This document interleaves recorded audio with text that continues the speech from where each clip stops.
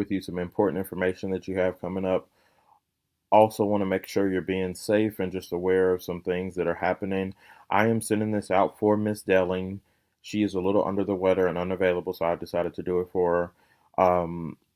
Couple things you need to know. We're going to be handing out the laptops next week, and you can see the dates and times in the emails on the screen, and you'll be able to pick it up at Northwest.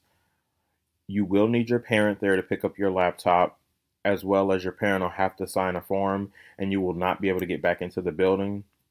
If you have an instrument that you need to return, please bring that with you when you come pick up your laptop. Classes will start on Google Classroom April the 6th. And then just for safety, know that this is not a time to socialize. As much as we miss you guys and we want to catch up, we're going to use this time to hand out laptops, collect instruments, and we will be practicing some of the social distancing that I'm sure you guys have heard about, maintaining the 6 feet.